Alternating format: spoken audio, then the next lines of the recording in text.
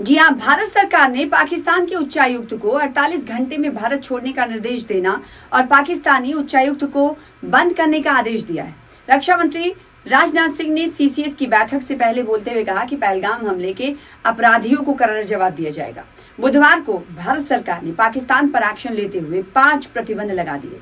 अब इनका असर भी दिखने लगा है। भारत के एक्शन से साफ है कि आने वाले दिनों में पाकिस्तान के और भी दिन बुरे होने वाले। तो पहलगाम आतंकी हमले के बाद भारत सरकार ने पाकिस्तान के खिलाफ कड़े कदम उठाए हैं। भारत सरकार ने कड़े कदम उठाते हुए आधिकारिक पाकिस्तान का एक्स अकाउंट और फिर वेबसाइट ब्लॉक कर दिया। इसके साथ ही दिल्ली में पाकिस्तानी हाई कमीशन के बाहर प्रदर्शन हो रहे हैं। प्रदर्शनकारी भारी संख्या में पहुंच रहे हैं और वहां पर प्रदर्शन कर रहे हैं। क्या कहना प्रदर्शनकारियों का सुनिए। वहीं पाकिस्तानी हाई कमीशन की सुरक्षा हटा दी गई है। इतना ही नहीं, सरकार ने पाकिस्तान के उच्चायुक्त को 48 घंटे का अल्टीमेटम भी दिया है। मैं तो इस पे प्रधानमंत्री माननीय मोदी जी से भी रिक्वेस्ट करता हूँ, अपील करता हूँ और गृह मंत्री से भी अपील करता हूँ कि आप जो है पीछे रहिए। यहाँ का जो इंडिया का मुसलमान है, हिंदुस्तान का जो मुसलमान है, आप उसे आगे करिए। पाकिस्तान को नेशन नाबूद करके हम आएंगे। पाकिस्तान को बताना चाहते हैं कि हमारे नरेंद्र मोदी जी बड़े सहनशीलता के साथ आपको जवाब देंगे और भारत का मुसलमान हिंदू और मुस्लिम के साथ है और भारत में हमेशा साथ में रहेगा।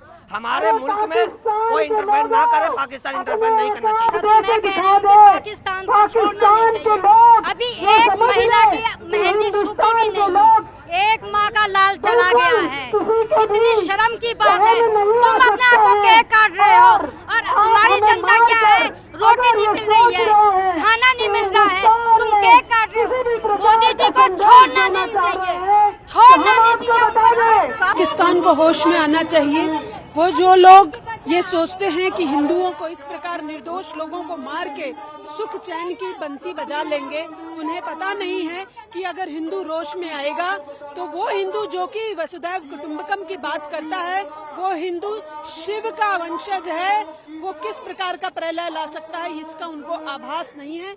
हम शांतिपूर्वक ढंग से अगर काम करते आए हैं तो इसका मतलब ये नहीं है कि वो हमारी जाति पूछकर हमारे भाइयों बहनों को मारने लगेंगे। उनको पाकिस्तान में जाकर क्या क्या कर सकते हैं ये हम भी दिखा सकते हैं।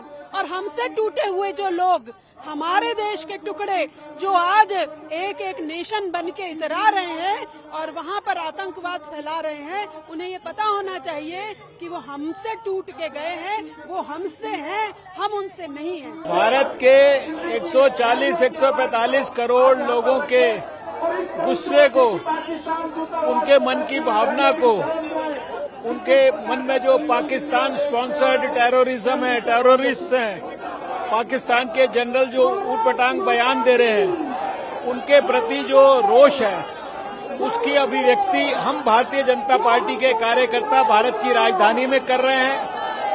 और यहाँ पर हम संकल्प भी ले रहे हैं और हम अपने प्रधानमंत्री नरेंद्र मोदी जी को ये विश्वास भी दिला रहे हैं कि सारा देश उनके साथ है। और हमें पूरा विश्वास है कि प्रधानमंत्री नरेंद्र मोदी जी के नेतृत्व में पाकिस्तान से इन 28 नृशंस हत्याओं का ऐसा बदला लिया जाएगा कि पाकिस्तान शायद उसको अपने जीवन में कभी भूल नहीं पाएगा। बहुत नाराजगी है क्योंकि हनीमून पर गए हुए लोग, घूमने के लिए गए हुए लोग, उनका धर्म देखकर मारना, उनसे बंदूक के दबाव में कलमा पढ़वाना। अरे धर्म देखकर तुम हिंदुओं की हत्या कर रहे हो। अगर भारत देश ने धर्म देखकर तुम्हारे साथ काम करना। भारत सरकार की तरफ से 5 फैसले जो प्रतिबंध के लिए गए हैं पाकिस्तान की तरफ से, उसमें से अटारी वाघा बॉर्डर को सील किए जाने का भी फैसला है। तो यानी कि व्यापार भी नहीं होगा। वीजा के हवाले से पहले ही फैसला ले लिया गया है, कड़ा प्रतिबंध लगाया गया है पाकिस्तान के खिलाफ। और इस वक्त अटारी वाघा बॉर्डर की अगर बात करें, सूरत हाल वहां पर इस तरह है क्योंकि तकरीबन 12 बजे की सूरत हाल की बात करें तो वहां पर एकदम सन्नाटा पसरा हुआ है। इस वक्त हम ये देखते थे कि तमाम लोग जो दर्शक हैं वहां मौजूद होते थे ताकि वो बीटिंग रिट्रीट सेरेमनी देख लें। तो बीटिंग रिट्रीट सेरेमनी भी नहीं होगी।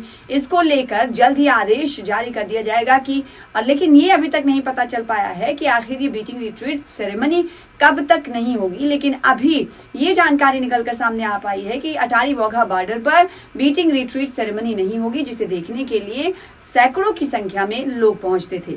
उधर व्यापार के लिए अटारी वाघा बॉर्डर को पहले ही बंद किए जाने का फैसला लिया गया था और इससे पहले भी हमने देखा है कि कई मर्तबा अटारी वाघा बॉर्डर को बंद किया गया। भारतीय और पाकिस्तानी जो नागरिक हैं वो इसी रास्ते से ही एक दूसरे मुल्क में आ सकते हैं, क्योंकि जो समझौता एक्सप्रेस है वो भी काफी सालों से बंद कर दी गई है। उसके अलावा जो दिल्ली लाहौर बस सेवा थी उसको भी बंद किया जा चुका है। और दूसरी जो चीज, क्योंकि हर रोज हजारों की संख्या में जो लोग हैं वो यहाँ पर बीटिंग रिट्रीट सेरेमनी जो है वो देखने के लिए पहुंचते हैं। और सबसे अहम चीज में सामने आप देख सकते हैं कि बीएसएफ के जवान नजर आ रहे हैं, उसके ठीक पीछे जो बोर्ड लगा नजर आ रहा है आप देख सकते हैं कि उस पे लाहौर जो है 23 किलोमीटर लिखा हुआ है और भारत पाकिस्तान सीमा यानी कि वो जगह, वो जीरो लाइन जहां पर हर रोज बीएसएफ के जवान और पाकिस्तानी जो रेंजर्स हैं उनकी तरफ से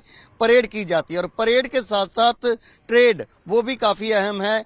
एक तरफ जेसीपी है, जेसीपी यानी कि जॉइंट चेक पोस्ट, और इस तरफ है आईसीपी यानी कि इंटीग्रेटेड चेक पोस्ट, जहां पे व्यापार जो होता है भारत पाकिस्तान, हालांकि व्यापार जो है वो भारत और अफगानिस्तान के दरमियान होता है लेकिन रूट जो है वो पाकिस्तान का इस्तेमाल किया जाता है, तो उसको काफी देर पहले से ही व्यापार जो है वो ना के बराबर है। और अब 48 घंटे का जो समय दिया गया। इसके साथ एक और अहम चीज, जो डेरा बाबा नानक में कॉरिडोर बना हुआ है, जो संगत है वो करतारपुर साहिब दर्शनों के लिए जाती है, तो वहां भी अभी 48 घंटे के लिए जो कहा जा रहा है कि उसके बाद कोई बड़ा एक्शन या कोई बड़ा ऐलान भारत सरकार की तरफ से किया जा सकता है। लेकिन फिलहाल 48 घंटे का समय उन लोगों को दिया गया है जो भारत में थे, जो पाकिस्तान के नागरिक हैं।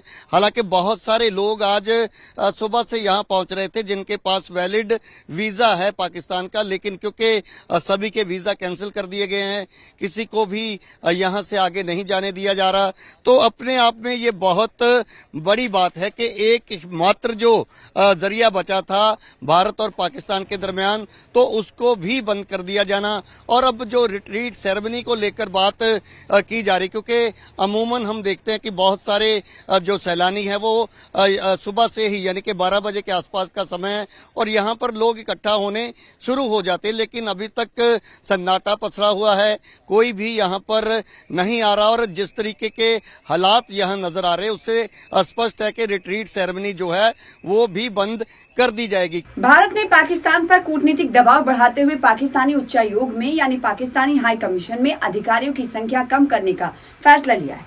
प्रधानमंत्री नरेंद्र मोदी ने सुरक्षा कैबिनेट की आपात बैठक की और 5 बड़े फैसले लिए गए। सवाल ये उठता है कि भारत पाकिस्तानी हाई कमीशन में कर्मचारियों की कटौती आखिर क्यों कर रहा है? जवाब ये कि भारत स्थित पाकिस्तानी हाई कमीशन में अधिकारियों की क्षमता को कम करने का फैसला किस लिए लिया गया, इसके पीछे की वजह यह है कि भारत सरकार ये मानती है कि कई दफा ये देखने को मिला है कि जो पाकिस्तानी उच्चायुक्त है उनकी तरफ से जो तय सीमा क्षेत्र का काम होता है उससे उलट वो कभी कभी जासूसी में भी शामिल पाए गए।